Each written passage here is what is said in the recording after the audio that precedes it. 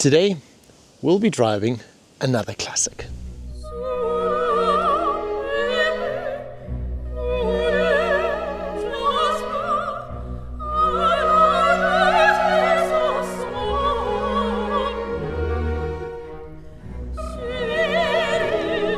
I very often look at new cars and think, oh, I'd love to drive that. But as of late, the same thing's happening when I look at older cars. I wonder, what is it like to drive? Not just a classic, but a piece of history.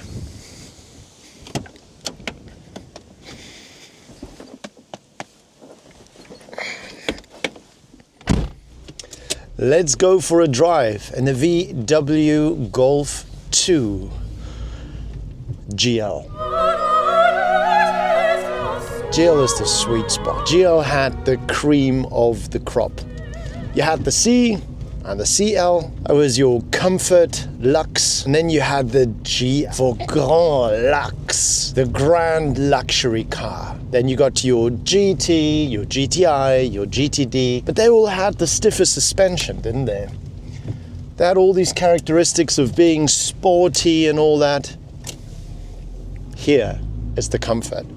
And where the Golf C and CL had like a very basic trim, this car told the owner yesterday, I can't stop touching the materials in this. It feels fantastic. I wish I could copy paste this into other cars. It is really, really gorgeous. And the fact that they've done this sort of multi-tone color, the brown, I love it. It's missing nowadays in cars, isn't it? Just yesterday, I had a very interesting conversation with a friend. Said that I was out filming. He said, which car? I said, the GL from 89. He said, could you get something proper? We humans becoming accustomed to having everything that we want. And the funny thing is that we're never satisfied, are we? As soon as you have one thing, you want another. As soon as you have a lot of something, you want even more.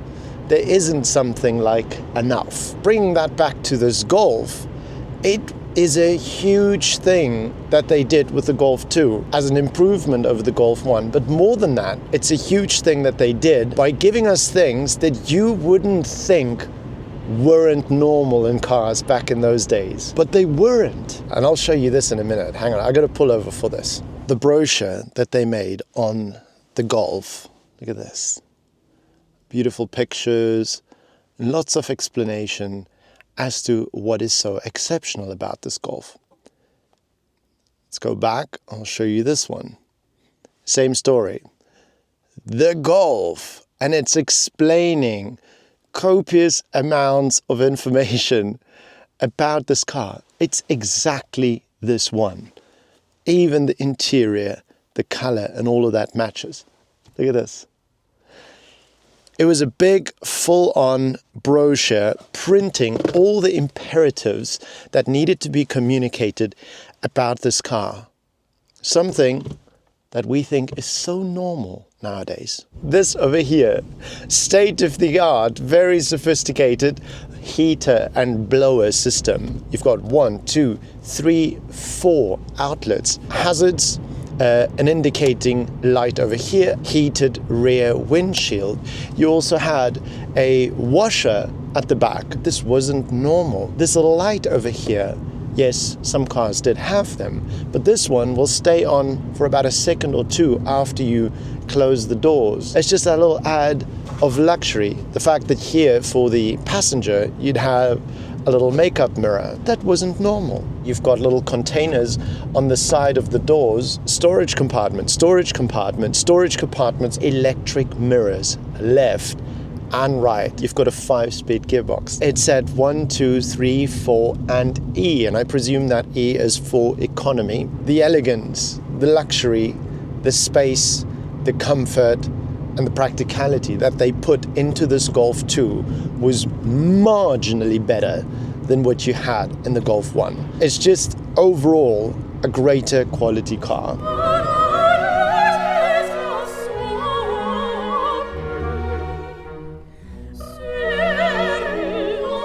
The GL did receive a bit of treatment that we can't necessarily see, but we can sense it. There's more dampening material in here to make it more comfortable for you when you're driving, so that there's not so much wind noise, not so much road noise coming through.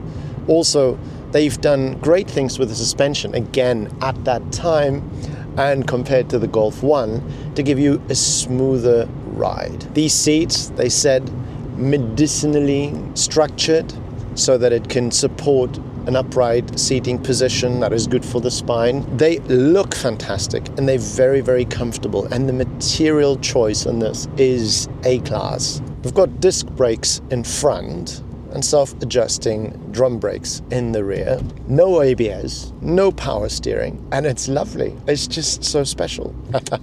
This is the same road that we drove with the Mercedes when the world was completely under fog. It feels fantastic driving a non-power assisted car again. The way that the steering wheel gives you feedback, the input, it's just lovely. Steering wheels didn't used to look like this. They didn't used to feel like this. They used to be these super hard plastic rims, and the very old ones, portions of it would actually break out. There are lots of plastics in here as well, but good quality plastics, and also ones with a softer touch. These ones, for example, they soft touch plastic as opposed to some of the harder ones down here. But even that, they made the effort of making it look like wood or leather. The carpets on the floor, also with the color scheme. The carpet lining in the boot, even the boot splitter at the back, also in the same sort of carpet. The speaker housings at the back with the same brown plastic. If you grew up in the 80s, maybe the 90s, these typical VW dials, you saw them in the Jetta and the Passat and the Golf. And here in the GL, you've got a ref counter. Ref counter is not something you saw in a normal car back in those days. I was wondering if it would be completely ludicrous to compare the W124 with this Golf 2. And in a sense, it probably is, because seriously, this was, I think, a bit of an entry-level car. This one cost you, for the GL, just under 20,000 D-Mark. And my Mercedes in the original sales contract for the 230e cost 52,000